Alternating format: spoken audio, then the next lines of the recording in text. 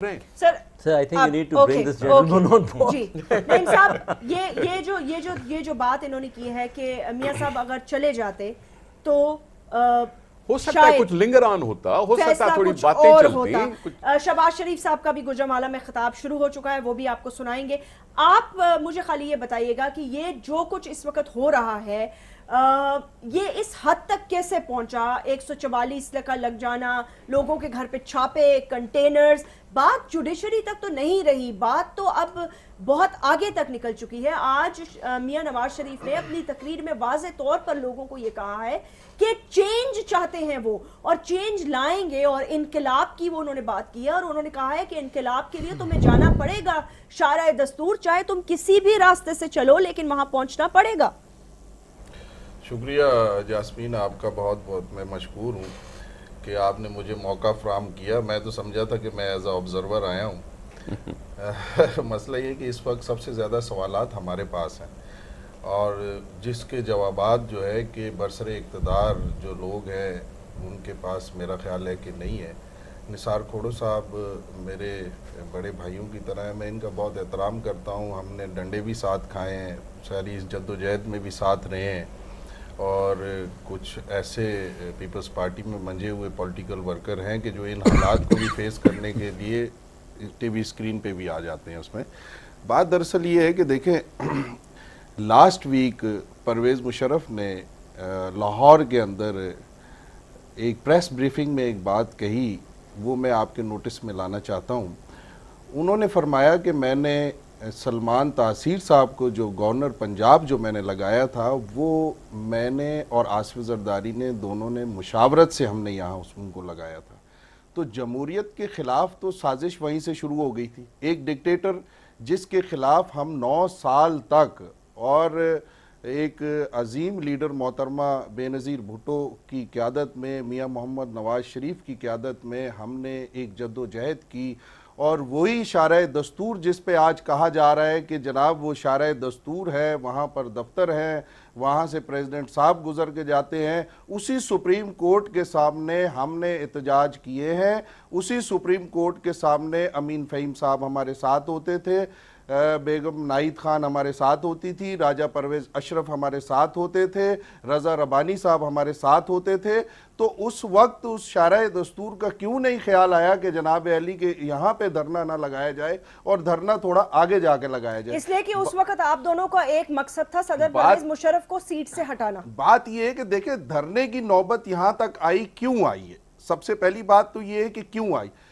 یہ نوبت اس وقت آئی ہے کہ جس وقت جو ملک کے جو بڑی نیسسریز جو پرابلم تھی، جو ڈومیسٹک اور نیشنل بہت ہی سینسٹیو ایشوز تھے، ان کو آپ نے ٹچ نہیں کیا، اور عوام جو ہے وہ آہستہ آہستہ دل برداشتہ ہوتی گئی، اور اس کے بعد دھرنے کی پوزیشن آئی ہے.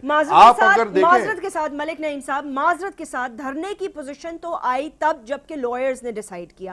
میاں صاحب اس وقت لندن میں تھے جب حمزہ شہباز شریف صاحب کی سٹیٹمنٹ یہ آئی، اور پھر میاں صاحب نے واپس آ کر ہال بروک صاحب کے ساتھ ملاقات کے بعد ایک پریس کانفرنس میں یہ کہا کہ جی لائرز نے ہمیں دھرنے پر ابھی کانفیڈنس میں نہیں لیا، ہم اس پر سوچیں گے. بوم بلاسٹ تو تب ہوا جب صدر پاکستان گئے چائنا، اور آپ نے سینٹرل ورکنگ کمیٹی کے اجلاس میں اگلے پچھلے سارے کتھے چھٹے کھول کر اور صدر زرداری صاحب کے اوپر یہ الزام لگایا کہ وہ مجھے ڈسکوالیفائی کروانا چاہتے ہیں. حکومت نے یہ طے کر لیا ہے، ابھی فیصلہ آیا نہیں. اسی کا آپ کو جواب دیتا ہوں. دیکھیں جس وقت امپیچمنٹ کا پروسیس پرویز مشرف کے خلاف جب شروع ہوا، اور آصف زرداری صاحب کی اور محترم نواز شریف صاحب کی جب ملاقات ہوئی اور آپس میں جس وقت ان کے مذاکرات ہوئے، تو ان سے یہ کمٹمنٹ کی گئی کہ یہ امپیچمنٹ کا جو مسئلہ ہے اس کو ہم نے بڑی خوش اسمبلی کے ساتھ مل کر ہم نے اس کو عبور کرنا ہے، اور 48 آورز کے اندر جو ہے کہ میں ججوں کو بحال کر دوں گا، میں جوڈیشری کی ریسٹوریشن میں کر دوں گا. یہ کمٹمنٹ ہوئی. جب 48 گھنٹوں کے بعد جب میاں صاحب پہنچے محترم آصف زرداری صاحب کے پاس، آپ نے نہیں، یہ کنفرم، یہ بات ہے آن ریکارڈ، یہ باتیں میں آپ کو، انہوں نے یہ کہا، دیکھیں انہوں نے یہ کہا، ہم کہہ رہے ہیں تردید کرے اس بات کی، ہم نے کیا، ہم نے کہا ہے، انہوں نے یہ کل کی ہے. اور یہ بات کب کی ہے؟ یہ بات آج سے 1.5 ہفتہ پہلے یہ بات میڈیا پہ آئی ہے، اور کل اس کی تردید ہوئی ہے. اور یہ انہوں نے کہا کہ دیکھیں بات یہ ہے کہ کچھ کام زیادہ امپورٹنٹ ہے جو پیورٹی پہ ہیں اور جو مجھے پہلے کرنے ہیں اور جو میں نے کمٹمنٹ کر رکھی ہے. تو اس وقت جب میاں صاحب نے پوچھا کہ آپ نے کیا کمٹمنٹ کر رکھی ہے, کس سے آپ نے کمٹمنٹ کی ہے, انہوں نے کہا جی میری پرویز مشرف سے کمٹمنٹ ہوئی ہے. انہوں نے جو غیر آئینی اقدامات جو کیے ہیں ان کو ہم نے کانسٹیٹیوشنلی شیلٹر دینا ہے ان کو. تو اس پہ میاں صاحب نے کہا کہ ہم آپ کے پارٹنرز ہیں, آپ نے ہمیں کانفیڈنس میں نہیں لیا, اور ایک ایسے شخص کے جس کے خلاف ہمیں عوام نے مینڈیٹ دیا, ایک بہت بڑا جو ایک ریگنگ ریکٹ جو بنایا ہوا تھا اور عوام نے اپنی طاقت کے ذریعے توڑ کے ہمیں مینڈیٹ دیا, اس کے انکانسٹیٹیوشنلی اقدامات جو جتنے بھی ہیں ان کو ہم شیلٹر دیں گے. یہ نہیں ہو سکتا ہے. اس سے اچھا تو ہم گھروں میں بیٹھ جائیں, کیونکہ عوام جو چاہتی ہے, ہم نے عوام کی خواہشات کے مطابق ہم نے آگے بڑھنا ہے. آپ کا مسئلہ کیا ہے؟ آپ کا مسئلہ چودھری افتخار چودھری صاحب ہے, آپ کا مسئلہ صدر زرداری صاحب ہے, یا مشرف صاحب ہے؟ آپ پہلے ایک ڈیسائیڈ کر لیں کہ آپ کا مسئلہ کیا ہے. دیکھیں ہمارا مسئلہ وہی ہے جو پاکستان کی عوام کا مسئلہ ہے. یہاں کی عوام پاکستان کی عوام کا مسئلہ تو روٹی کپڑا اور مکان ہے. روٹی کپڑے مکان کے ساتھ جسٹس بہت ضروری ہے. دیکھیں جسٹس, اگر تاریخ ماضی کی تاریخ دنیا کی آپ اٹھا لیں, اور جو حکومتیں جو ہیں کہ وہ بیسک رائٹس اپنی عوام کو نہیں دے سکی ہیں تو عوام باغی ہو گئی ہے. 1822 میں اٹلی میں کیا ہوا تھا, کیٹولینا, اس کے پروونس کیٹولینا میں, وہاں بغاوت ہوئی تھی. آپ بغاوت کروانا چاہتے ہیں؟ بغاوت کی بات نہیں ہے. دیکھیں بات یہ ہے کہ جب آپ عوام کو اس کی جو کمنٹمنٹس جو وعدے کیے گئے ہیں, اور جو وعدے آج آپ نے ایک فوٹیج محترمہ کی تو آپ نے دکھا دی ہے, محترمہ کی آپ نے وہ فوٹیج نہیں دکھائی ہے جو انہوں نے سپیچز کی ہیں, اور محترمہ کی وہ فوٹیج آپ نے نہیں دکھائی ہے جو آپ نے ان کا لب و لہجہ سنا تھا. آئیے ذرا سنتے ہیں شہباز شریف صاحب کی تقریر. گجرانوالہ چلتے ہیں.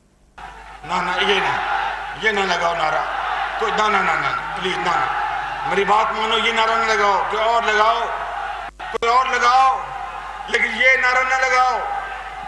بزرگوں اور بھائیوں اور بہنوں, ویلکم بیک ناظرین. اس وقت شہباز شریف گجرانوالہ میں تقریر کر رہے ہیں, ایک جلسے سے خطاب کر رہے ہیں. لب و لہجہ اگر آپ دیکھیں تو ان کے ایک دوست نے کہا کہ میں آپ کو 52% یقین دلاتا ہوں کہ زرداری صاحب جھوٹ بول رہے ہیں. نہیں دوست نے کہا, آپ نے سنا صحیح نہیں ہے. میں آپ کو بتاتا ہوں, جس وقت وہ قرآن شریف محترم آصف زرداری صاحب کے جو دوست ہیں, وہ نام ان کا ڈسکلوز نہیں کرنا چاہتا, میرے اپنے بھی وہ جاننے والے ہیں, وہ ایسے کون سے دوست ہیں جو ان کی پیٹھ پہ چھری گھونپ رہے ہیں اور آپ کا ساتھ دے رہے ہیں؟ یہ ملک ریاض بحریہ والے جو ہیں وہ اٹھا کے تو بولے نا کہ ملک ریاض صاحب کا, ملک ریاض کے بارے میں اٹھا کے لائے, انہوں نے وہاں رکھا اس میں. تو نواز شریف صاحب نے یہ کہا کہ دیکھیں سیاست میں قرآن کو بیچ میں نہ لائیں, یہ میں اس کا ہمیں بہت احترام کرنا چاہیے. اور انہوں نے چوما اور چوم کے قرآن کو رکھ دیا.